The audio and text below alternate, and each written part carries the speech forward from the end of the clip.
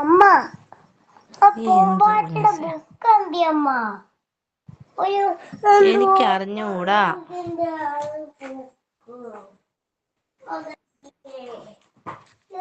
പാട്ടപ്പാട് ബുക്കൊന്നും അല്ലല്ലോ.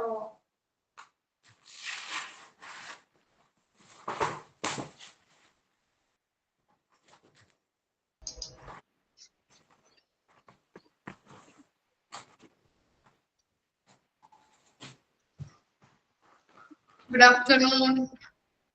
Good afternoon, Good ma'am. afternoon, ma'am. Good afternoon, ma'am. Good afternoon. Good afternoon, ma'am. Good afternoon.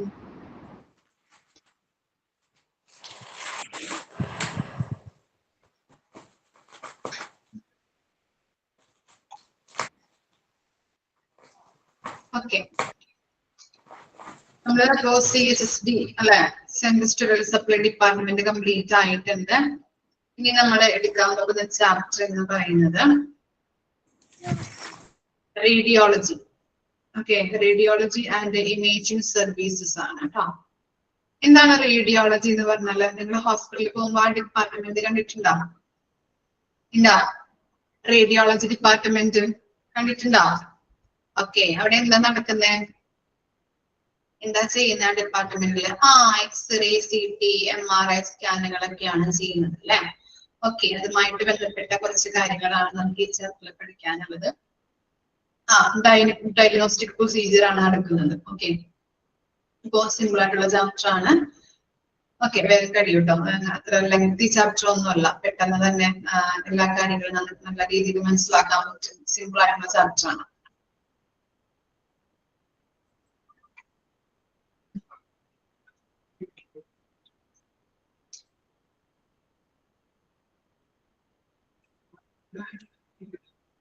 Okay.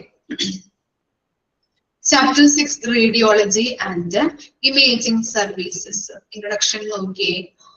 Radiology department is an essential part of any hospital. Radiology department എന്ന് പറഞ്ഞാൽ എന്താണ്? ഒരു പ്രധാനപ്പെട്ട ഭാഗമാണ്. ഓരോ ഹോസ്പിറ്റലിന്റെയും ഒരു പ്രധാനപ്പെട്ട ഭാഗമാണ് റേഡിയോളജി ഹോസ്പിറ്റൽ എന്ന് പറഞ്ഞിട്ടുണ്ടെങ്കിൽ നമുക്ക് ഒഴിച്ചുകൂടാൻ പറ്റാത്ത ഒരു ഭാഗം അല്ലെങ്കിൽ പാർട്ടാണെന്ന് പറയാൻ പറ്റും അല്ലെ. നിങ്ങളൊരു ഹോസ്പിറ്റലിൽ നോക്കിക്കഴിഞ്ഞിട്ടുണ്ടെങ്കിൽ ഈ വിഭാഗം അല്ലെങ്കിൽ ഈ ഡിപ്പാർട്ട്മെന്റ് ഇല്ലാത്ത ഹോസ്പിറ്റലുകൾ ഉണ്ടാവില്ല അല്ലെ. സ്കാനിങ് ആയാലും അതുപോലെ തന്നെ എക്സ്റേ ആയാലും എല്ലാ ഹോസ്പിറ്റലുകളിലും ഈ ഡിപ്പാർട്ട്മെന്റ് അവൈലബിൾ ആയിരിക്കും അല്ലെ. ഈ ഡിപ്പാർട്ട്മെന്റ് ഉണ്ടാവും. ഓക്കെ, അപ്പൊ ഒഴിച്ചുകൂടാൻ പറ്റാത്ത ഒന്നാണ് എന്ത്? റേഡിയോളജി ഡിപ്പാർട്ട്മെന്റ് എന്ന് പറയുന്നത്. Radiology is regarded as a branch of a medicine that deals with the radiant energy in diagnosis and the treatment of diseases by using imaging technologies. എന്താ പറയുന്നത്? റേഡിയോളജി എന്ന് പറഞ്ഞിട്ടുണ്ടെങ്കിൽ എന്താണ്? മെഡിസിന്റെ അല്ലെ, മെഡിസിന്റെ അല്ലെങ്കിൽ വൈദ്യശാസ്ത്രത്തിന്റെ ഒരു ശാഖയാണെന്ന് പറയാൻ പറ്റും അല്ലെ.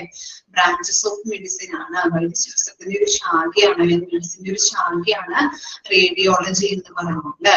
അവിടെ എന്താ ചെയ്യുന്നത്? റേഡിയന്റ് എനർജികൾ പുറത്ത് വിട്ട് അല്ലെങ്കിൽ റേഡിയന്റ് കിരണങ്ങൾ പുറത്ത് വിട്ടുകൊണ്ട് നമ്മുടെ ട്രീറ്റ്മെന്റുകൾ എന്താണ്? റേഡിയന്റ് കിരണങ്ങൾ പുറത്ത് വിട്ടുകൊണ്ട് ഇമേജസുകൾ എടുക്കുകയാണ് ചെയ്യുന്നത്. ആ ഇമേജ് വഴി നമുക്ക് രോഗം നിർണയിച്ചുകൊണ്ട് അതിന് ആപ്റ്റ് ആയിട്ടുള്ള ട്രീറ്റ്മെന്റ് തരാനായിട്ട് ഹോസ്പിറ്റലുകാര് ശ്രമിക്കുന്നുണ്ട്. അപ്പൊ അത്തരം കാര്യങ്ങളാണ് അവിടെ നടക്കുന്നത്. നമ്മൾക്ക് എന്താണ്? രോഗം നിർണയിക്കാനായിട്ട് നല്ല രീതിയിലുള്ള രോഗം നിർണയിച്ച് അതിന് ആപ്റ്റ് ആയിട്ടുള്ള ട്രീറ്റ്മെന്റ് തരാനായിട്ട് ഈ റേഡിയോളജി ഡിപ്പാർട്ട്മെന്റ് സഹായിക്കുന്നുണ്ട് അല്ലെ. ഇങ്ങനെയുള്ള ഇമേജുകൾ എടുക്കുന്നതിലൂടെ നമുക്ക് എന്താണ് രോഗം എന്ന് ഐഡന്റിഫൈ ചെയ്യാനായിട്ട് ഇതിലൂടെ സാധ്യമാണ്. Medical imaging is a visualization of a body parts, tissues or organs for use in medical diagnosis, treatment and disease monitoring. അതുപോലെ തന്നെ എന്താ? നമുക്കറിയാം ഈ ഇമേജുകൾ എടുത്തുകൊണ്ടാണ് അവിടെ എന്താണ് ഓരോ കാര്യങ്ങൾ ചെയ്യുന്നത് അല്ലെ. ഇമേജുകൾ, സ്കാനുകൾ, എക്സ്റേകളൊക്കെ എടുത്തുകൊണ്ട് എന്താണ് ഇതിന്റെയൊക്കെ വിഷ്വലൈസേഷൻ ആണെന്ന് പറയുന്നത് ബോഡി പാർട്സ് അല്ലെ. ബോഡി പാർട്സിന്റെ അതുപോലെ തന്നെ ബോഡിയുടെ വിവിധ ഭാഗങ്ങളുടെ അതുപോലെ തന്നെ ടിഷ്യൂസ് എന്ന് പറഞ്ഞാൽ കോശത്തിന്റെ ഓർഗൻസ് എന്ന് പറഞ്ഞാൽ എന്താ, അവയവം. അങ്ങനെയുള്ള എല്ലാത്തിന്റെയും എന്താണ് വിഷ്വലൈസേഷൻ ആണ് അല്ലെ, ദൃശ്യവൽക്കരണമാണെന്ന് നമുക്ക് പറയാൻ പറ്റും.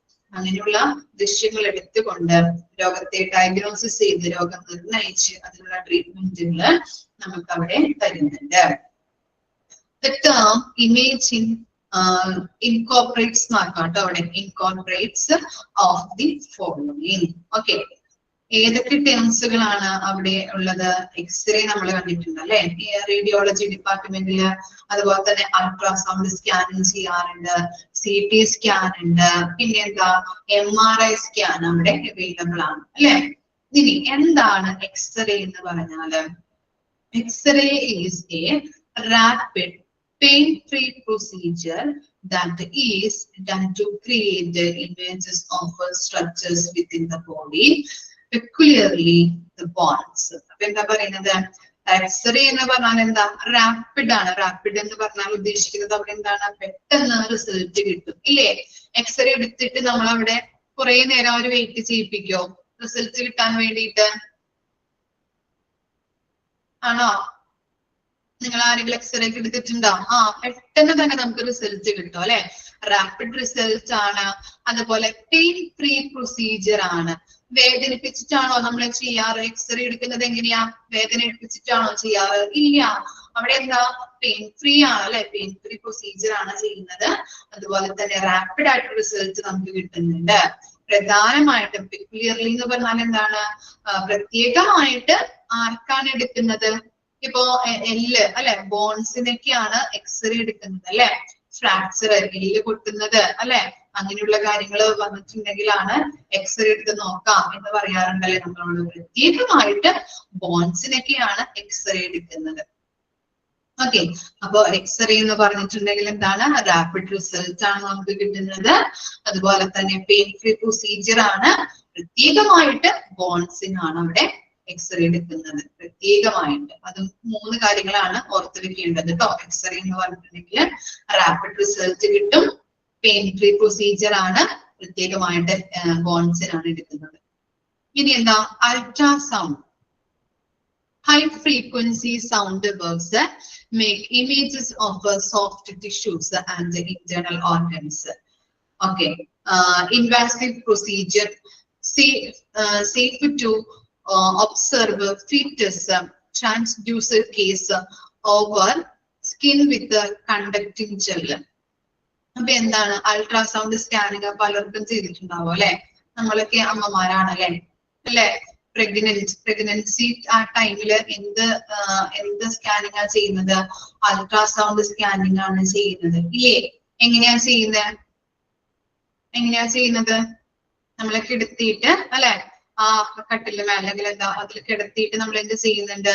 നമ്മുടെ വയറ്റില് എന്ത് ചെയ്യുന്നുണ്ട്?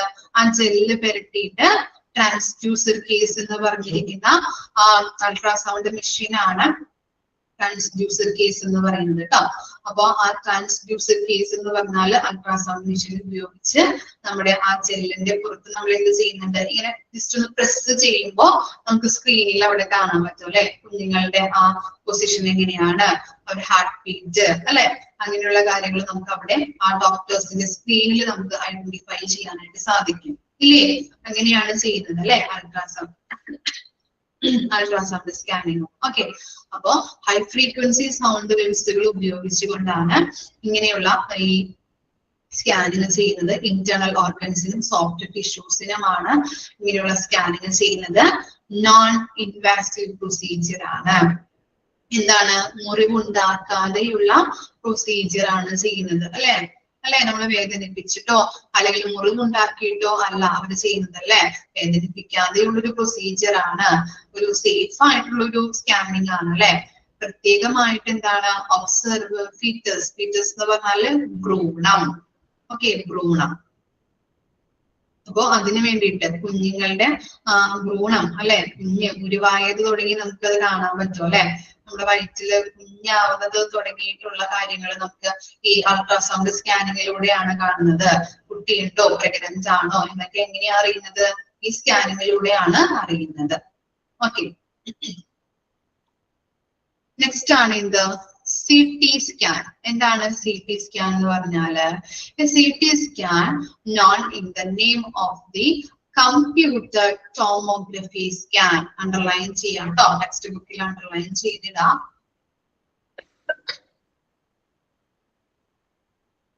Underline ചെയ്തിടാം ട്ടോ. എന്താണ്? കമ്പ്യൂട്ടർ ടോമോഗ്രഫി സ്കാൻ ആണ് CT സ്കാന്റെ ഫുൾ ഫോം ആയിട്ട് പറയുന്നത്. Make of a computer processed blend of many X-rays measurement അവിടെ taken from എന്നാണ് ട്ടോ. Taken from different angles to generate cross-sectional images of specific areas of a object, allowing the user to see inside the object without cutting. ഇവിടെ പറയുന്നത് എന്താ? ഈ CT scan എന്ന് പറഞ്ഞു കഴിഞ്ഞിട്ടുണ്ടെങ്കിൽ കമ്പ്യൂട്ടർ ടോമോഗ്രഫി സ്കാൻ ആണ്. നമുക്ക് അതിൽ നിന്ന് കമ്പ്യൂട്ടർ പ്രോസസ്ഡ് ഡാറ്റയാണ് കിട്ടുന്നത്. ഓക്കെ, കമ്പ്യൂട്ടർ പ്രോസസ്ഡ് ആയിട്ടുള്ള ഡാറ്റ ആണ് കിട്ടുന്നത്. CT സ്കാൻ എന്ന് പറഞ്ഞാൽ എക്സ്റേ പോലെ തന്നെയാണ്. ഇപ്പൊ ആദ്യ കാലങ്ങളിൽ, പണ്ട് കാലങ്ങളിൽ എക്സ്റേ മാത്രമേ ഉണ്ടായിരുന്നുള്ളൂ. അപ്പൊ എന്തെങ്കിലും മുറിവോ ചതവോ ഇതൊക്കെ വരുമ്പോ നമുക്ക് എക്സ്റേ എടുത്താണ് നമ്മൾ നോക്കാറ്. ഓക്കെ, ഇനി എന്നാൽ എന്താണ് എക്സ്റേക്ക് ലിമിറ്റേഷൻ ഉണ്ട്. എന്താ ലിമിറ്റേഷൻ എന്ന് പറഞ്ഞു കഴിഞ്ഞാല് എക്സ്റേ എടുക്കുമ്പോൾ എന്താണ് ഒരു ആംഗിളിൽ നിന്ന് മാത്രമാണ് നമുക്ക് ഇമേജ് കിട്ടുന്നത്. അല്ലെ, നിങ്ങൾ ശ്രദ്ധിച്ചിട്ടുണ്ടോ? എങ്ങനെയാ ഇമേജ് കിട്ടുക? ഇപ്പൊ ചെസ്റ്റിന്റെ എക്സ്റേ ആണെങ്കിൽ ചെസ്റ്റിന്റെ ആ ആംഗിളിൽ നിന്ന് മാത്രം ഒരു ഇമേജ്, അല്ലെ, ഒരു ഇമേജ് അല്ലെങ്കിൽ ഒരു ആംഗിളിൽ നിന്ന് മാത്രമാണ് ഇമേജ് കിട്ടുന്നത്. അല്ലെ, അതാണ് എക്സ്റേയുടെ ഒരു ലിമിറ്റേഷൻ എന്ന് പറയുന്നത്. അതുപോലെ തന്നെ ഇപ്പോ അതുകൊണ്ട് തന്നെ ലോകത്തിന്റെ ട്രീറ്റ്മെന്റ് കൂടുതൽ അഡ്വാൻസ് ലെവലിലേക്ക് മാറിയപ്പോ, അല്ലെ, കാലങ്ങൾ മാറിയപ്പോ CT സ്കാൻ വന്നു. CT സ്കാൻ എന്ന് പറയുന്നത് എന്താണ്? കമ്പ്യൂട്ടർ ടോമോഗ്രഫി സ്കാൻ ആണ്. ടെക്നോളജിക്ക് അഡ്വാൻസ്ഡ് ആയപ്പോ വന്ന ഒരു എന്താണ് സ്കാൻ ആണ് CT സ്കാൻ എന്ന് പറയുന്നത്. CT സ്കാൻ എന്ന് പറയുമ്പോൾ 360 ഡിഗ്രി റൊട്ടേഷനിലാണ് ആ സ്കാൻ നടക്കുന്നത്. അതുകൊണ്ട് തന്നെ പല ആംഗിളിൽ നിന്നുമുള്ള ഇമേജുകൾ നമുക്ക് അതിൽ നിന്ന് കിട്ടുന്നുണ്ട്. അതാണ് അവിടെ പറയുന്നത് ക്രോസ് സെക്ഷണൽ ഇമേജസ് എന്ന് പറയുന്നത് കേട്ടോ.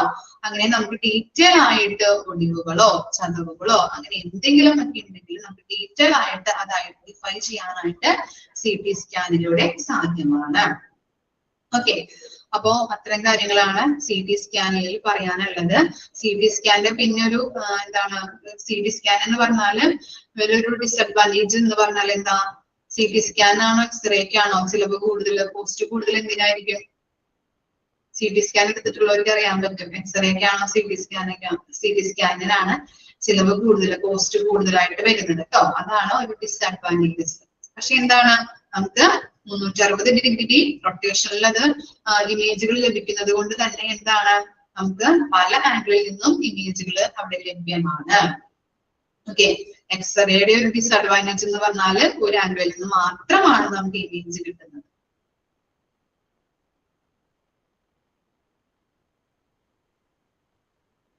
ഇനി MRI എന്താണ്? MRIയുടെ ഫുൾ ഫോം എന്താ?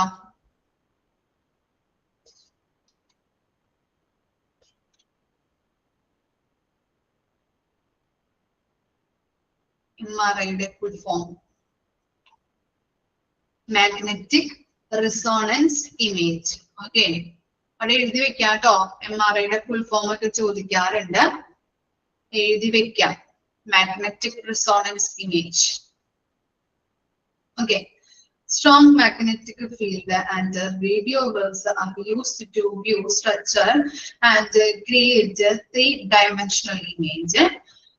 Shows blood clot image damage, torn ligaments and tendons, other soft tissues abnormality, non-invasive. Okay, non-invasive തന്നെയല്ലേ കൊടുത്തിരിക്കുന്നത്? ഇവിടെ നമ്മുടെ സ്ക്രീനിൽ തെറ്റുണ്ട്, അതുകൊണ്ടാണ് ഞാൻ ചോദിക്കുന്നത്. നോൺ ഇൻവാസീവ് തന്നെയാണോ ലാസ്റ്റ് കൊടുത്തിരിക്കുന്നത്? ഇല്ല, ഇൻവാസീവ് തന്നെയാണോ?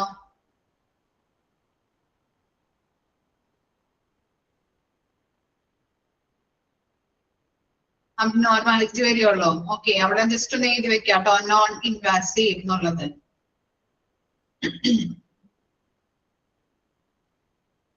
Non-invasive. ഓക്കെ.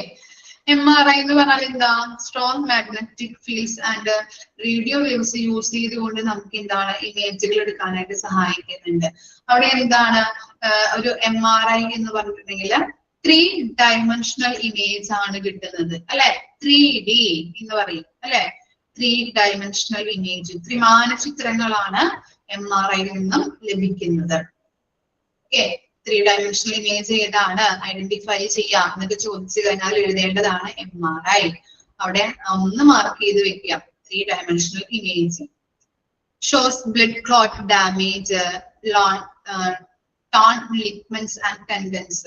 ഈ ബ്ലഡ് ക്ലോട്ട് ഡാമേജുകൾ, ബ്ലഡ് ക്ലോട്ട് ആവുന്ന അവസ്ഥ, അതുപോലെ തന്നെ എന്താ ടോൺ ലിഗ്മെന്റ്സ് എന്ന് പറഞ്ഞിട്ടുണ്ടെങ്കിൽ, ലിഗ്മെന്റ് എന്ന് പറഞ്ഞാല് 2 ബോണുകളെ തമ്മിൽ ബന്ധിപ്പിക്കുന്നതിനെയാണ് നമ്മൾ ലിഗ്മെന്റ്സ് എന്ന് പറയുന്നത് കേട്ടോ. 2 ബോൺസിനെ തമ്മിൽ ബന്ധിപ്പിക്കുന്നത്. അതുപോലെ തന്നെ ടെൻഡൻസ് എന്ന് പറഞ്ഞിട്ടുണ്ടെങ്കിൽ മസിൽസും അതുപോലെ തന്നെ ബോണും തമ്മിൽ ബന്ധിപ്പിക്കുന്നതിനെയാണ് ടെൻഡൻസ്.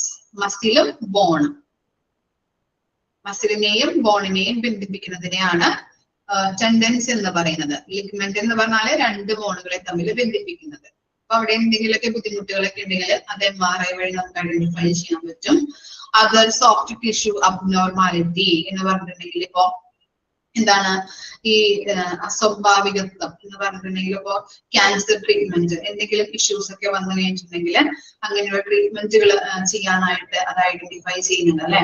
ക്യാൻസർ നമുക്ക് കണ്ടെത്താനായിട്ട്, അതുപോലെ തന്നെ നട്ടലിന്റെ രോഗങ്ങൾ കണ്ടെത്താനായിട്ട്, വയറിന്റെ രോഗങ്ങള്, തലച്ചോറുമായിട്ട് ബന്ധപ്പെട്ട അസുഖങ്ങള്, അതുപോലെ തന്നെ കഴുത്തിന്റെ ഭാഗത്തുള്ള രോഗങ്ങള്, സ്പൈനൽ കോഡ് ഇഞ്ചുറീസ്, അങ്ങനെയുള്ള പല ഇഷ്യൂസും നമുക്ക് കണ്ടെത്താനായിട്ട് MRI വഴി സാധ്യമാണ്. ലിഗ്മെന്റ്സ് എന്ന് പറഞ്ഞിട്ടുണ്ടെങ്കിൽ, ലിഗ്മെന്റ്സ് എന്ന് പറഞ്ഞാല് 2 ബോണുകളെ തമ്മിൽ ബന്ധിപ്പിക്കുന്നത്.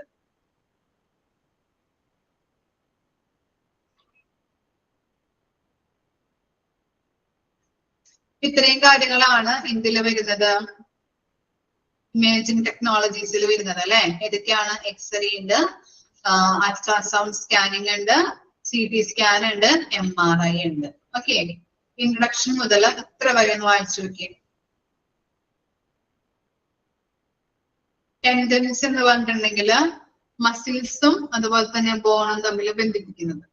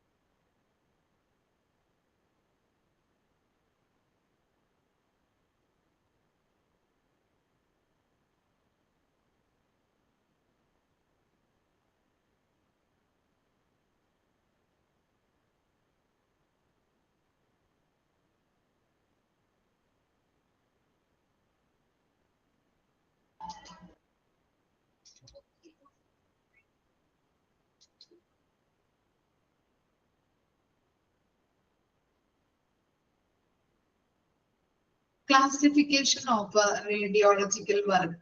Okay, radiological work in അടിസ്ഥാനത്തിൽ categorize ചെയ്തിട്ടുണ്ട്. The three areas are okay. Radiology can be classified into three different areas. First one is the diagnostic radiology, interventional radiology, radiation oncology. മൂന്ന് രീതിയിലാണ് ക്ലാസിഫിക്കേഷൻ നടത്തിയിരിക്കുന്നത്. Okay. First one is the diagnostic radiology. Radiologist employee imaging techniques like X-ray, ultrasound, CT scan, and MRI scan to identify disorders throughout the body. അപ്പൊ എന്താണ് ആരാണ് radiologist എന്ന് പറഞ്ഞാല്? ആരാണ് internal പാർട്സിന്റെ ചിത്രങ്ങൾ എടുത്ത് രോഗം നിർണയിച്ച് ട്രീറ്റ്മെന്റ് നടത്തുന്നു. അതിനുവേണ്ടി സഹായിക്കുന്ന ടെക്നീഷ്യൻസ് ആണ് ആര്? ഈ റേഡിയോളജിസ്റ്റുകൾ എന്ന് പറയുന്നത്. ഓക്കെ, റേഡിയോളജിസ്റ്റുകൾ എന്ന് പറഞ്ഞിട്ടുണ്ടെങ്കിൽ ഇന്റേണൽ ഓർഗൻസിന്റെ ചിത്രങ്ങൾ എടുത്തിട്ട് രോഗം നിർണയിക്കുവാനായിട്ട് രോഗം നിർണയിച്ചുകൊണ്ട് ട്രീറ്റ്മെന്റിന് സഹായിക്കുന്നുണ്ട്. ഓക്കെ, ട്രീറ്റ്മെന്റ് നടത്തുന്നുണ്ട്. ആ ട്രീറ്റ്മെന്റ് നടത്താൻ വേണ്ടിയിട്ട് സഹായിക്കുന്ന ആ ടെക്നീഷ്യൻസ്, റേഡിയോളജിയുമായിട്ട് ബന്ധപ്പെട്ട ടെക്നീഷ്യൻസിനെയാണ് നമ്മള് ഈ റേഡിയോളജിസ്റ്റുകൾ എന്ന് പറയുന്നത്. ഓക്കെ, അപ്പം എന്താണ് ഇവിടെ പറയുന്നത്?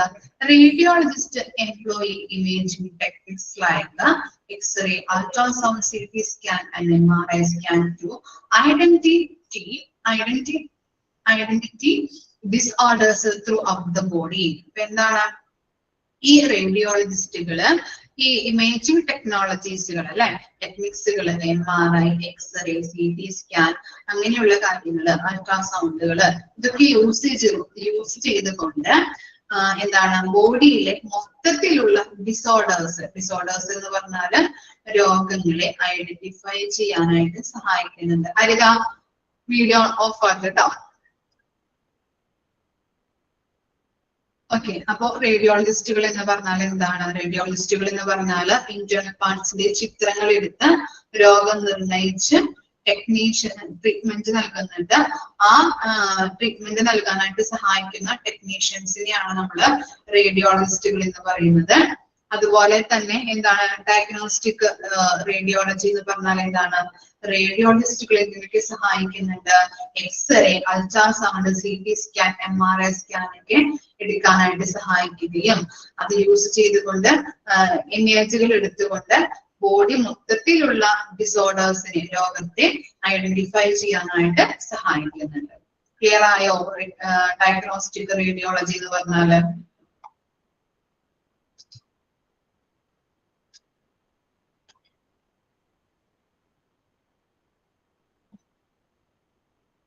ഹൃദിക്കെല്ലാം മനസ്സിലായോ?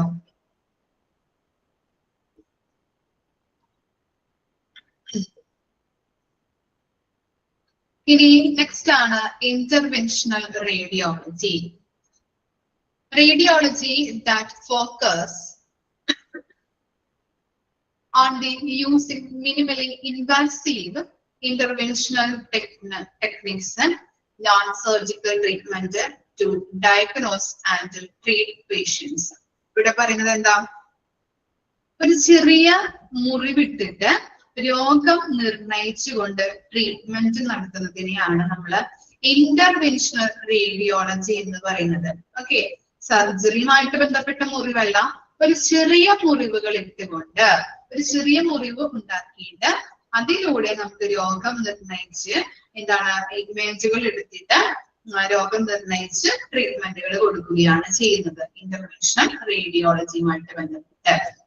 ഇനി this includes the imaging and the treatment of blood vessels, angiography, biopsy procedure, cardiac catheterization, angioplasty, ഇതൊക്കെ എന്താണ് ഇതിൽ ഇൻക്ലൂഡഡ് ആയിട്ടുള്ള പ്രൊസീജിയർ ആണ്. ഓക്കെ, എന്താണ് ആൻജിയോഗ്രഫി എന്ന് പറഞ്ഞാല്? ആൻജിയോഗ്രഫി എന്താ?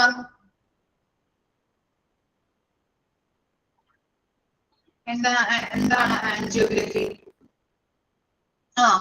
ബ്ലോക്കുകളെയൊക്കെ ഐഡന്റിഫൈ ചെയ്യുന്നു അല്ലെ. ഏത് ബ്ലഡ് വെസൽസിനാണോ ബുദ്ധിമുട്ടുകൾ ഉണ്ടാകുന്നത് അതിന്റെ ചിത്രങ്ങൾ എടുത്തിട്ട് ട്രീറ്റ്മെന്റ് ചെയ്യുന്നതിനെയാണ് ആൻജിയോഗ്രഫി എന്ന് പറയുന്നത്. ഏത് ബ്ലഡ് വെസൽസിനാണോ ബുദ്ധിമുട്ടുണ്ടാവുന്നത് ആ ബ്ലോക്ക് ഉള്ളത്, ഓക്കെ, അതിന് എന്താണ് ചിത്രങ്ങൾ എടുത്തുകൊണ്ട് ട്രീറ്റ്മെന്റ് കൊടുക്കുന്നതിനെയാണ് ആൻജിയോഗ്രഫി എന്ന് പറയുന്നത്. ഓക്കെ, പിന്നെ എന്താ ബയോപ്സി പ്രൊസീജിയർ. ബയോപ്സി എന്താണ്? ബയോപ്സി പ്രൊസീജിയർ എന്ന് പറഞ്ഞാല്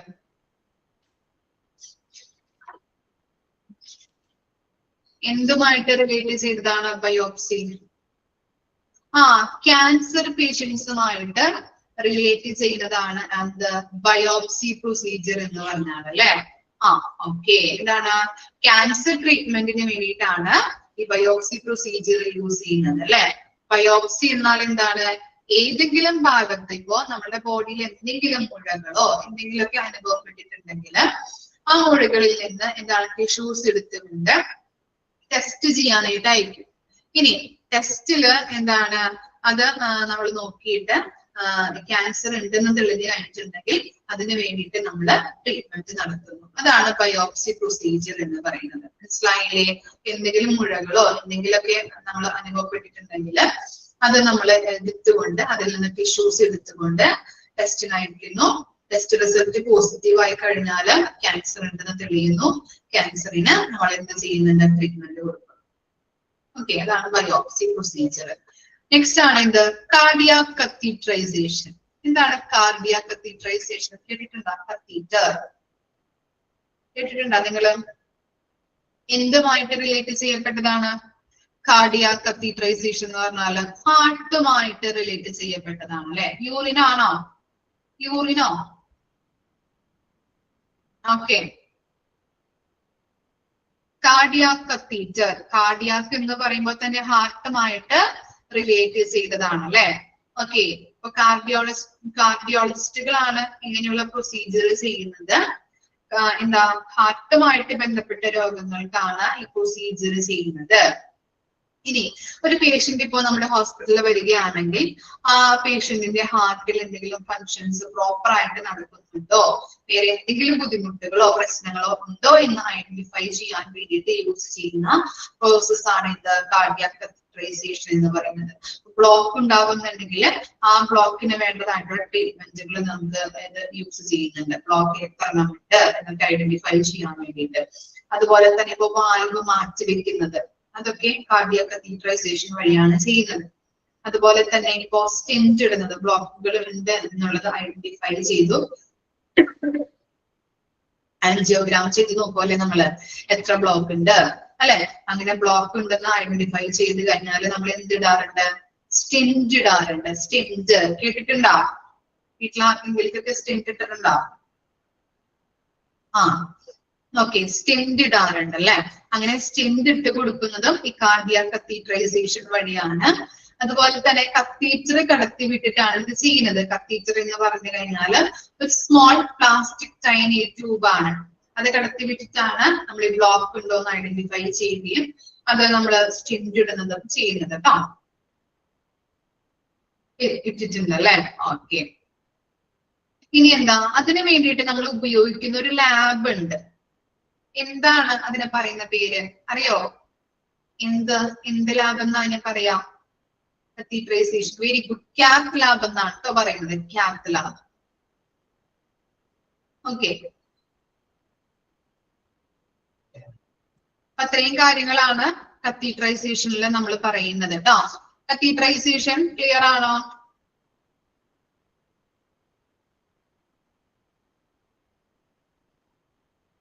ഓക്കെ, ഇനി നെക്സ്റ്റ് ആണ് എന്ത്? ആൻജിയോപ്ലാസ്റ്റി. ആൻജിയോപ്ലാസ്റ്റിയുടെ മറ്റൊരു പേരാണ് എന്ത്? Balloon dilation of blood vessels. Okay, underline ചെയ്യാട്ടോ, ചോദിക്കാറുണ്ട്. ആൻജിയോപ്ലാസ്റ്റിയുടെ മറ്റൊരു പേര് എന്താണ്? ബലൂൺ ഡൈലേഷൻ ഓഫ് ബ്ലഡ് വെസൽസിന്റെ മറ്റൊരു പേര് എന്താണ്? തിരിച്ചും മറിച്ചും ചോദിക്കാം. അപ്പൊ കറക്റ്റ് ആയിട്ട് പഠിച്ചു വെക്കാം, മാറിപ്പോകരുത്. ആൻജിയോഗ്രഫി എന്നൊന്നും പറഞ്ഞ് എഴുതരുത്. ഓക്കെ, കറക്റ്റ് ആയിട്ട് പഠിക്കാം കേട്ടോ. Balloon dilation of blood vessels ആണ് മറ്റൊരു പേര്. എന്താണ് ആൻജിയോപ്ലാസ്റ്റി എന്ന് പറഞ്ഞു കഴിഞ്ഞാല്? നമുക്ക് ആൻജിയോപ്ലാസ്റ്റ് വഴി 3 ബ്ലോക്ക് വരെ നമുക്ക് എന്താണ് മാറ്റാൻ പറ്റും. 3 ബ്ലോക്കിൽ കൂടുതലാണെങ്കിൽ നമുക്ക് ഓപ്പൺ സർജറി ആണ് അതിന് ചെയ്യുന്ന ട്രീറ്റ്മെന്റ് എന്ന് പറയുന്നത്. ഓക്കെ, 3 ബ്ലോക്ക് വരെ നമുക്ക് ആൻജിയോപ്ലാസ്റ്റ് വഴി മാറ്റാനായിട്ട് പറ്റും. ഓക്കെ, അതില് 3ൽ കൂടുതൽ 4ഓ 5ഓ അല്ലെങ്കിൽ ഫുൾ ബ്ലോക്ക് ആണെന്നുണ്ടെങ്കിൽ ബൈപ്പാസ് സർജറി അല്ലെങ്കിൽ ഓപ്പൺ സർജറി ആണ് ഡോക്ടേഴ്സ് നിർദ്ദേശിക്കുന്ന ട്രീറ്റ്മെന്റ് എന്ന് പറയുന്നത് അല്ലെ. ഓക്കെ, സർജറി ആണ് കേട്ടോ. ഇനി അപ്പൊ നമ്മൾ പറഞ്ഞു ഈ ആൻജിയോപ്ലാസ്റ്റി എന്ന് പറഞ്ഞാല് എന്താണ്, എങ്ങനെയാണ് ഇമേജുകൾ എടുക്കുന്നത്? ആൻജിയോഗ്രഫി വഴി നമ്മൾ ഇമേജ് എടുക്കുന്നു, കത്തീഡ്രൈസേഷൻ ചെയ്യുന്നു അല്ലെ. പ്ലാസ്റ്റിക് ടൈനി ട്യൂബ് കത്തീഡ്രൈസേഷൻ എങ്ങനെയാ ചെയ്യുന്നത്? നമ്മുടെ വിരലുകളിലൂടെ ചെറിയൊരു മുറിവുകൾ ഇട്ടിട്ടാണ് ഈ കത്തീഡ്രൈസേഷൻ പ്ലാസ്റ്റിക് ടൈനി ട്യൂബ് കയറ്റുന്നത് കേട്ടോ. അപ്പൊ ഹാർട്ടിൽ എത്ര ബ്ലോക്ക് ഉണ്ടെന്ന് ഐഡന്റിഫൈ ചെയ്യാനായിട്ട് പറ്റുന്നുണ്ട്. അങ്ങനെ കത്തീഡ്രൈസേഷൻ ചെയ്യുന്നു. കത്തീറ്റർ കടത്തി വിടുമ്പോൾ അതിന്റെ ടിപ്പിൽ എന്തുണ്ടാവും? ടിപ്പിൽ ഒരു നീഡിലും അതുപോലെ തന്നെ ബലൂണും ഉണ്ടാവും. ഓക്കെ, നീഡിലും ബലൂണും ഉണ്ടാകും. അങ്ങനെ ബ്ലഡ് വെസൽസിലൂടെ ഈ ടൈനി ട്യൂബ് പോകുമ്പോൾ എവിടെയെങ്കിലും വെച്ച് എന്താണ് ആ ബ്ലഡ് വെസൽസിൽ എന്തെങ്കിലും ബ്ലോക്കുകൾ അടഞ്ഞിരിക്കുന്നുണ്ട്, ഫാറ്റ് വന്ന് അടിഞ്ഞു കൂടിയിരിക്കുന്നുണ്ട് എന്ന് കണ്ടു കഴിഞ്ഞിട്ടുണ്ടെങ്കിൽ ആ പ്ലേസിൽ എന്ത് ചെയ്യുന്നുണ്ട്? ബലൂൺ വീർക്കുന്നു. ബലൂൺ വീർക്കുന്നതോടൊപ്പം നമ്മളുടെ ആ ബ്ലഡ് വെസലും വീർക്കുന്നു. എന്നിട്ട് അവിടെ എന്ത് ചെയ്യുന്നുണ്ട്? സ്റ്റഞ്ച് ഇട്ട് കൊടുക്കുന്നുണ്ട്. ഓക്കെ, അപ്പൊ എന്താണ് ആ ബ്ലഡിന്റെ ഫ്ലോ കറക്റ്റ് ആയിട്ട് പോകാനായിട്ട് ഇടവരുന്നുണ്ട്. ഇത്രയും കാര്യങ്ങളാണ് ഇതിൽ ചെയ്യുന്നത്. Balloon dilation of blood vessels എന്ന് പറഞ്ഞിട്ടുണ്ടെങ്കിൽ എന്താണ്? അപ്പോ കത്തീറ്റർ കടത്തി വിടുന്നു. കത്തീറ്റർ കടത്തി വിട്ടിട്ടാണ് ഈ പ്രൊസീജിയർ ചെയ്യുന്നത്.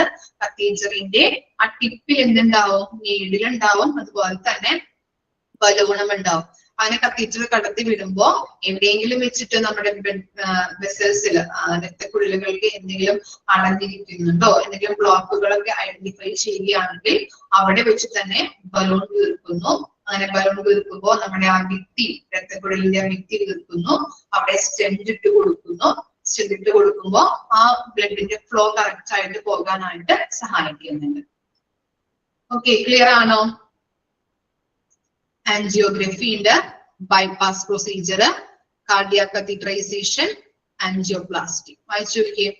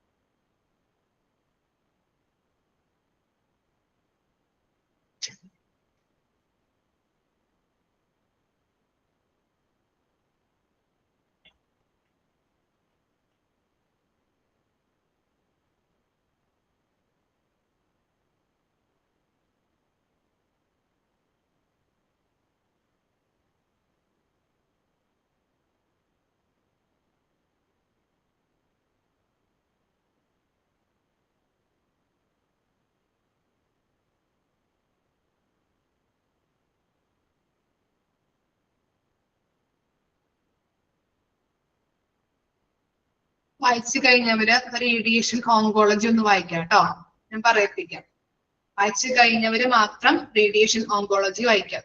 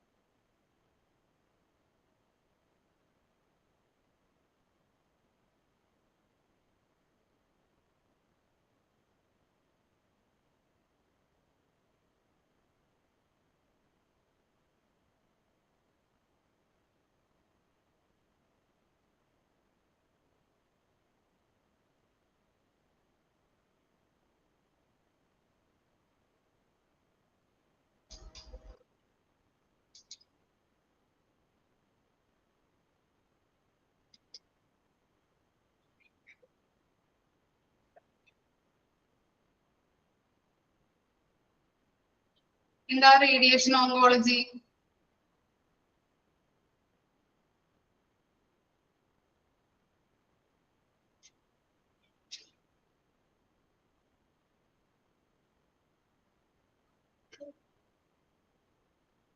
Radiation oncology is used for performing radiation-based therapy on cancer patients. Okay. എന്താണ് റേഡിയേഷൻ ബേസ്ഡ് തെറാപ്പി ആണ് അല്ലെ, ക്യാൻസർ പേഷ്യൻസിനാണ് അത് യൂസ് ചെയ്യുന്നത് അല്ലെ. High energy radiation utilised in the treatment destroys cancer cells and prevent them from proliferating. Thus, this process can either regulate the problem or can cure it entirely. അപ്പൊ എന്താണ് ഇങ്ങനെയുള്ള ഈ radiation, high radiation energy radiation ചെയ്തുകൊണ്ട് cancer സെൽസിനെ എന്ത് ചെയ്താണ് കളയുന്നത്? Destroy ചെയ്ത് കളയുന്നുണ്ട് അല്ലെ. അതുപോലെ തന്നെ അതിന്റെ വ്യാപനം, പ്രോളിഫറേറ്റിംഗ് എന്ന് പറഞ്ഞാൽ വ്യാപനം തടയാനായിട്ട് ഹെൽപ്പ് ചെയ്യുന്നുണ്ട്. പിന്നെ എന്താ, ഇത് ഈ പ്രോസസ്സ് ചെയ്യുന്നതിലൂടെ ആ പ്രോബ്ലം നമുക്ക് തടയാനായിട്ടും അത് വീണ്ടും വരാതിരിക്കാനായിട്ട് ഹെൽപ്പ് ചെയ്യുന്നുണ്ട്, രോഗങ്ങളെ സുഖപ്പെടുത്താനായിട്ടും ഹെൽപ്പ് ചെയ്യുന്നു. അത്രയും കാര്യങ്ങളാണ് അതിൽ വരുന്നത്, ക്യാൻസർ പേഷ്യൻസുമായിട്ട് ബന്ധപ്പെട്ടതാണ്. ഇനി ലൊക്കേഷൻ, ലൊക്കേഷൻ എന്താ? ഈ റേഡിയോളജി ഡിപ്പാർട്ട്മെന്റുമായിട്ട് ബന്ധപ്പെട്ട നമുക്ക് ഓരോ ചാപ്റ്റേഴ്സ് പഠിക്കുമ്പോഴും അതുമായിട്ട് ബന്ധപ്പെട്ട ലൊക്കേഷൻ നമുക്ക് പഠിക്കാനുണ്ട് അല്ലെ. ലൊക്കേഷന്റെ പ്രത്യേകതകൾ, ലൊക്കേഷന്റെ കാര്യങ്ങളൊക്കെ നമ്മൾ പഠിച്ചിട്ടുണ്ടായിരുന്നു. ഓക്കെ, ഇനി നെക്സ്റ്റ് ആണ് എന്ത് ലൊക്കേഷൻ എന്ന് പറയുന്നത്. Ideally on the ground floor. Radiology department നമുക്ക് നോക്കിക്കഴിഞ്ഞാൽ കാണാൻ പറ്റും എവിടെയാണ് സ്ഥിതി ചെയ്യുന്നത്, എവിടെയാണ് അതിന്റെ ലൊക്കേഷൻ വരുന്നത്. ഏതൊരു ഹോസ്പിറ്റലിൽ പോയി കഴിഞ്ഞിട്ടുണ്ടെങ്കിലും എന്താണ് ഗ്രൗണ്ട് ഫ്ലോറിലാണ്. കാണാത്തവരിനി ശ്രദ്ധിക്കുക കേട്ടോ, ഗ്രൗണ്ട് ഫ്ലോറിലാണ് അതിന്റെ ലൊക്കേഷൻ വരുന്നത്. The ground floor is the optimal location of a sophisticated equipment like CT and MRI scans. CT and MRI scans ഒക്കെ സൊഫിസ്റ്റിക്കേറ്റഡ് ആയിട്ടുള്ള എക്യുപ്മെന്റ്സ് ആയതുകൊണ്ട് തന്നെ അതിന്റെ ലൊക്കേഷൻ എന്ന് പറയുന്നത് ഗ്രൗണ്ട് ഫ്ലോറിൽ തന്നെ വേണം. സൊഫിസ്റ്റിക്കേറ്റഡ് എന്ന് പറഞ്ഞാൽ സങ്കീർണമായ. Okay, the department not only cares for walk-in patients but also emergency patients who may be unable to walk or who require rapid scanning to make a diagnosis. ഇവിടെ പറയുന്നത് എന്താ, നമ്മള് വാക്കിംഗ് ഇൻ പേഷ്യൻസ് അല്ലെ, നടന്നു പോകുന്ന പേഷ്യൻസിനെ മാത്രമല്ല എന്താണ് emergency ആയിട്ട് വരുന്ന പേഷ്യൻസിനും കൂടി കെയർ കൊടുക്കേണ്ടത് അത്യാവശ്യമാണ്. അപ്പൊ അവരെ നമുക്ക് നടത്തിക്കൊണ്ട് പോകാനായിട്ടൊക്കെ ബുദ്ധിമുട്ടായിരിക്കും അല്ലെ. എമർജൻസി ആയിട്ട് ചിലപ്പോൾ ആക്സിഡന്റ് കേസ് ഒക്കെ ആയിട്ട് വരുന്ന പേഷ്യൻസ് ഒക്കെ ആണെങ്കിൽ അവർക്ക് പെട്ടെന്ന് സ്കാൻ ഒക്കെ ചെയ്യേണ്ടതായിട്ട് വരും. അപ്പൊ അവർക്കും കൂടി അവരെയും കൂടി കൺസിഡർ ചെയ്തിട്ട് വേണം നമുക്ക് ലൊക്കേഷൻ എന്താണ് അതിന്റെ അത് ലൊക്കേഷൻ നമ്മുടെ ഗ്രൗണ്ട് ഫ്ലോറിൽ വെക്കേണ്ടത്. ഓക്കെ, അവരെയൊക്കെ പെട്ടെന്ന് നമുക്ക് എടുത്തുകൊണ്ട് പോകാനൊക്കെ ബുദ്ധിമുട്ടാണ്. അപ്പോ വാക്കിംഗ് പേഷ്യൻസ് നടന്നു പോകുന്ന പേഷ്യൻസിനെ മാത്രമല്ല എമർജൻസി പേഷ്യന്റിനും കൂടി കെയർ കൊടുക്കേണ്ടത് അത്യാവശ്യമാണ്. ഓക്കെ, അവരെയും കൂടി കൺസിഡർ ചെയ്തിട്ട് വേണം അതിന്റെ ലൊക്കേഷൻ വെക്കാനായിട്ട്. പിന്നെ എന്താ, should be easily reachable to OPD patient, inpatient and emergency department. എന്താണ് ഏവർക്കൊക്കെയാണ് കറക്റ്റ് ആയിട്ട് റീച്ചബിൾ ആയിരിക്കേണ്ടത്? OPD പേഷ്യൻസിന് വേണം, ഇൻപേഷ്യൻസിന് വേണം, അതുപോലെ തന്നെ എമർജൻസി ഡിപ്പാർട്ട്മെന്റിനും ഈസിലി റീച്ചബിൾ ആയിരിക്കണം ഇതിന്റെ ലൊക്കേഷൻ എന്ന് പറയുന്നത്. It should not put between other department. എന്താണ്, മറ്റു ഡിപ്പാർട്ട്മെന്റിന്റെ ഇടയിൽ ഇത് കൊണ്ടുപോയിട്ട് വെക്കാനായിട്ട് പാടില്ല. കാരണം എന്താണ് റേഡിയോളജി ഡിപ്പാർട്ട്മെന്റ് മറ്റു ഡിപ്പാർട്ട്മെന്റുകളുടെ ഇടയിൽ കൊണ്ടുപോയിട്ട് വെക്കാനായിട്ട് പാടില്ല. എന്താ കാരണം?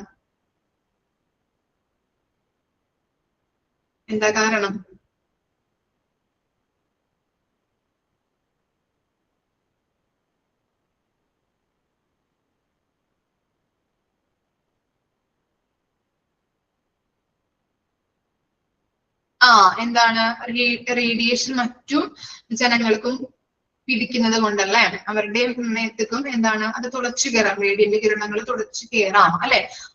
അവർക്കും റേഡിയേഷൻ ഏൽക്കാൻ സാധ്യതയുണ്ട്. അതുകൊണ്ടാണ് മറ്റു ഡിപ്പാർട്ട്മെന്റിന്റെ ഇടയിൽ കൊണ്ടുപോയിട്ട് ഈ ഡിപ്പാർട്ട്മെന്റ് വെക്കാനായിട്ട് പാടില്ല. It should have some room for expansion at later date. അതുപോലെ തന്നെ പിന്നീട് എക്സ്പാൻഡ് ചെയ്യണം എന്നുണ്ടെങ്കിൽ ആ ഏരിയ, റേഡിയോളജി ഏരിയ എന്ന് പറയുന്നത് കുറച്ച് ഏരിയ അതിനെ മാറ്റി വെക്കണം. റേഡിയോളജി ഇപ്പോഴുള്ള ലൊക്കേഷനിൽ, ഇപ്പോഴുള്ള കറക്റ്റ് ആയിട്ടുള്ള ഒരു നമ്മൾ പണിത് കഴിഞ്ഞിട്ടുണ്ടെങ്കിൽ ഇനി പിന്നീട് നമുക്ക് അതിൽ വിപുലീകരിക്കേണ്ട ഒരു ആവശ്യം വന്നു കഴിഞ്ഞിട്ടുണ്ടെങ്കിൽ അതിന് വേണ്ടിയിട്ട് കുറച്ച് ഏരിയ അവിടെ മാറ്റി വെക്കണം എന്നാണ് പറയുന്നത്. Flexibility, expandability and upgradability are required to be taken into account while sitting the department. അതും സെയിം തന്നെയാണ്, സെയിം പോയിന്റ് തന്നെയാണ്. ഫ്ലെക്സിബിലിറ്റി, വഴക്കം, അതുപോലെ തന്നെ എക്സ്പാൻഡബിലിറ്റി, വിപുലീകരണം. അപ്ഗ്രേഡബിലിറ്റി എന്ന് പറഞ്ഞാൽ എന്താ? നവീകരണം അല്ലെ? അങ്ങനെ നവീകരിക്കാൻ പറ്റിയിട്ടുള്ളതോ അല്ലെങ്കിൽ എക്സ്പാൻഡ് ചെയ്യാൻ പറ്റിയിട്ടുള്ള ഒരു സാഹചര്യം വന്നു കഴിഞ്ഞിട്ടുണ്ടെങ്കിൽ അതനുസരിച്ചായിരിക്കണം ആ ഡിപ്പാർട്ട്മെന്റ് മുൻപ് നമ്മൾ സെറ്റ് ചെയ്യേണ്ടത്. എന്താണ് ഉദ്ദേശിക്കുന്നത്? ഇപ്പൊ നവീകരിക്കണമെന്ന് തോന്നിക്കഴിഞ്ഞിട്ടുണ്ടെങ്കിൽ നവീകരിക്കാൻ പറ്റുന്ന സാഹചര്യം ആയിരിക്കണം ആ ഡിപ്പാർട്ട്മെന്റിന് ഉണ്ടായിരിക്കേണ്ടത്. ഓക്കെ, അതിന് വേണ്ടിയിട്ട് കുറച്ച് ഏരിയ അവിടെ നമ്മൾ മാറ്റി വെച്ചിരിക്കണം. ഇത്രയും കാര്യങ്ങളാണ് വരുന്നത്. സിറ്റിംഗ് ആണ് കേട്ടോ അവിടെ. സിറ്റിംഗ് ആണ്, സിറ്റിംഗ് അല്ല. ഓക്കെ, വായിച്ചു നോക്കാം കേട്ടോ.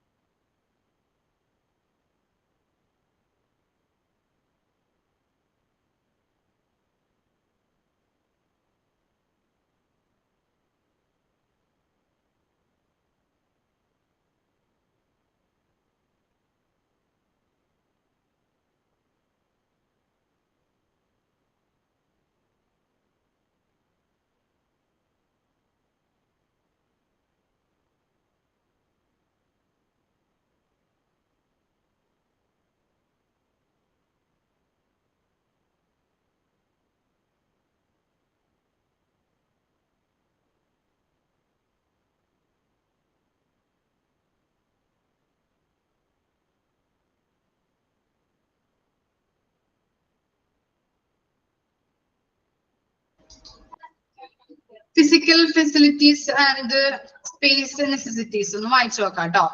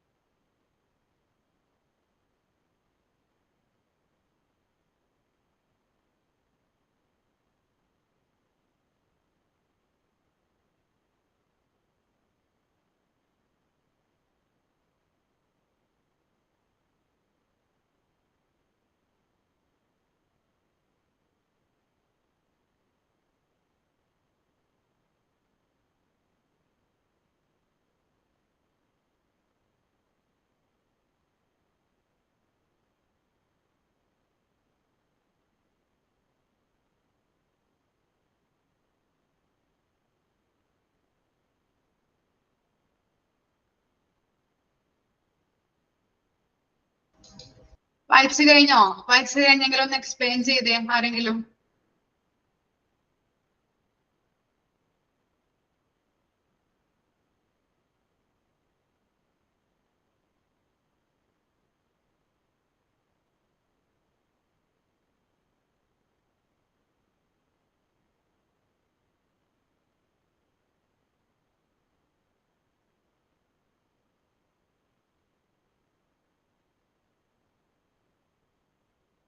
മൈക്ക് ഓൺ ആക്കിയിട്ടുണ്ട്, എക്സ്പ്ലെയിൻ ചെയ്യാം കേട്ടോ.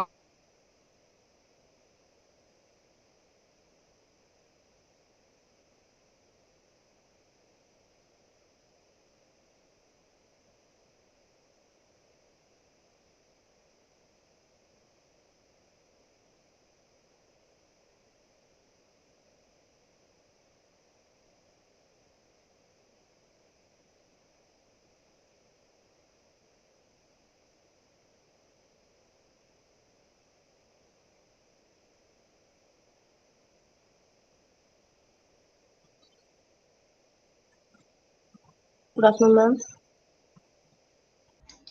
ചെയ്തോളൂ, എക്സ്പ്ലെയിൻ ചെയ്തോളൂ.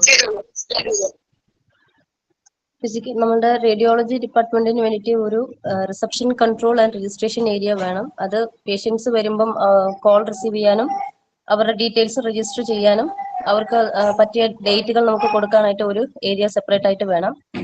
സെക്കൻഡ് പോയിന്റ് വരുന്നത് പേഷ്യൻസ് വെയിറ്റിംഗ് റൂം. ഒരു ദിവസം ചിലപ്പം 10-12 പേഷ്യൻസ് ഒക്കെ കാണുമായിരിക്കും. അപ്പൊ അവർക്ക് വെയിറ്റ് ചെയ്യാനുള്ള നല്ല ഒരു റൂം, നല്ല ഒരു ആംബിയൻസ് ഉള്ള ഒരു റൂം വേണം. പിന്നെ secretary or clerks area for collecting and separating reports. ഈ റിപ്പോർട്ട്സ് എല്ലാം കൂടി കളക്ട് ചെയ്ത് വെക്കാനും അതിൻ്റെതായ ഓരോ പേഷ്യന്റിന്റെ സെപ്പറേറ്റ് ആയിട്ട് ഇത് റിപ്പോർട്ട്സ് എല്ലാം മാറ്റി വെക്കാനും ഒരു സെപ്പറേറ്റ് ഏരിയ തന്നെ സെക്രട്ടറിക്കും അതെ ക്ലർക്കിനും കൂടി ആവശ്യമുണ്ട്. പിന്നെ radiologist office handily located close by the x-ray rooms should have provision for viewing and charting films. Films എല്ലാം കൂടി നമുക്ക് ചാർട്ട് ചെയ്ത് വെക്കാനും എക്സ്റേ റൂംസിന്റെ അടുത്തായിട്ട് തന്നെ ഇത് നമ്മൾ ചെന്ന്, അതായത് റേഡിയോളജിസ്റ്റ് കാണാനും എന്തെങ്കിലുമൊക്കെ ഒരു ഡൗട്ട് ഉണ്ടെങ്കിലോ അല്ലെങ്കിൽ പിന്നീട് എന്തെങ്കിലും ഒരു നോക്കാനോ അതിനൊക്കെ ആവശ്യമായിട്ട് എത്രയോ എക്സ്റേ റൂമിന്റെ അടുത്തായിട്ട് തന്നെ നമ്മൾ ഈ റേഡിയോളജിസ്റ്റിന്റെ ഓഫീസ് ആയിരിക്കണം എന്നാണ് പറയുന്നത്. ഓക്കെ, അപ്പൊ എന്താ reception control and registration area അല്ലെ? റിസപ്ഷൻ ഉണ്ടാവും, റേഡിയോളജി ഡിപ്പാർട്ട്മെന്റിൽ സെപ്പറേറ്റ് ആയിട്ട് റിസപ്ഷൻ ഉണ്ടാവും, രജിസ്ട്രേഷൻ ഏരിയ ഉണ്ടാവും, പേഷ്യന്റ് വെയിറ്റിംഗ് ഏരിയ. ഇപ്പൊ ഡോക്ടേഴ്സ് നമ്മുടെ കയ്യിൽ നിന്ന് എന്തെങ്കിലും അത് അപ്ഡേറ്റ്സ് പറയും അല്ലെ, പ്രിസ്ക്രിപ്ഷൻ തരും, നിങ്ങൾ പോയിട്ട് CT സ്കാൻ എടുത്തിട്ട് വരും, എന്നിട്ട് നമുക്ക് ഹർട്ട് ട്രീറ്റ്മെന്റ് തുടങ്ങാം എന്ന് പറഞ്ഞാല് നമ്മൾ എന്ത് ചെയ്യും? ആ പ്രിസ്ക്രിപ്ഷൻ കൊണ്ടുപോയിട്ട് അവിടെ കൊടുക്കും. എന്നിട്ട് അവര് പേരും വിവരങ്ങളൊക്കെ രജിസ്റ്റർ ചെയ്യും. എന്നിട്ട് അവർ നമ്മളോട് പറയുന്നത് അവിടെ പോയിട്ട് വെയിറ്റ് ചെയ്തിരുന്നോളൂ എന്ന് പറയാറുണ്ടല്ലേ. നമ്മുടെ ടൈം ആകുമ്പോൾ വിളിക്കാന്ന് പറയും ഇല്ലേ? Secretary or clerk area for collecting separating reports. എന്താണ്? ഒരു ക്ലർക്ക് ഏരിയ ഉണ്ടാവും അല്ലെ? എന്തിനു വേണ്ടിയിട്ടാണ്? ഈ റിപ്പോർട്ടുകൾ കിട്ടുമ്പോൾ അത് സെപ്പറേറ്റ് ചെയ്ത് കളക്ട് ചെയ്ത് സെപ്പറേറ്റ് ചെയ്ത് വെക്കണം. MRI വേറെ, എക്സ്റേ വേറെ, അങ്ങനെ റിപ്പോർട്ടുകൾ കറക്റ്റ് എന്താണ് ഡിഫറൻറ്റ് ആക്കിയിട്ട് കാറ്റഗറൈസ് ചെയ്ത് വെക്കാൻ വേണ്ടിയിട്ട് ക്ലർക്ക് ഏരിയ വേണം. Radiologist office handily located close by the X-ray rooms should have a provision for viewing and charting films. എന്താണ്? എക്സ്റേ സ്കാൻ ഒക്കെ ചെയ്യുമ്പോൾ നമുക്ക് ഫിലിംസ് ആയിട്ടാണ് അതിന്റെ ഇത് കിട്ടുന്നത് അല്ലെ? ഫിലിംസ് ആയിട്ടാണ് കിട്ടുന്നത്. അപ്പൊ അങ്ങനെ കിട്ടുമ്പോൾ അത് ചാർട്ട് ചെയ്യുന്നതിന് വേണ്ടിയിട്ടും റിപ്പോർട്ട് ചെയ്യുന്നതിന് വേണ്ടിയിട്ടാണ് ഇത് ഉള്ളത്, ഈ റേഡിയോളജിസ്റ്റ് ഓഫീസ് ഉള്ളത്. അത് എന്താണ്? റേഡിയോളജിസ്റ്റ് ഓഫീസ് എന്ന് പറഞ്ഞാല് എക്സ്റേ റൂമിന്റെ ഒക്കെ ക്ലോസ് റിലേറ്റ് ചെയ്തിരിക്കണം എന്ന് പറയാനായിട്ടുള്ള കാര്യം കേട്ടോ. അത് എന്താണ്? കറക്റ്റ് ആയിട്ട് പ്രോപ്പർ ആയിട്ട് ഹാൻഡിൽ ചെയ്യാനായിട്ടും ആ ഫിലിംസുകളായിട്ടാണ് നമുക്ക് കിട്ടുന്നത്. അങ്ങനെ കിട്ടുമ്പോൾ അത് കറക്റ്റ് ആയിട്ട് പ്രോപ്പർ ആയിട്ട് ചാർട്ട് ചെയ്യാനായിട്ടും റിപ്പോർട്ട് ചെയ്യാൻ വേണ്ടിയിട്ടാണ് അങ്ങനെ ക്ലോസ്ലി റിലേറ്റഡ് ആയിട്ട് വേണമെന്ന് പറയാനായിട്ടുള്ള കാരണം. ഓക്കെ, ക്ലിയർ ആണോ? ഓക്കെ, അപ്പോ നെക്സ്റ്റ് ക്ലാസ്സിൽ കാണാം. ഇത്രയും ഭാഗങ്ങൾ വായിച്ച് മനസ്സിലാക്കിയിട്ട് വരാം കേട്ടോ. Okay, thank you. Thank you, ma'am. Thank you, ma'am.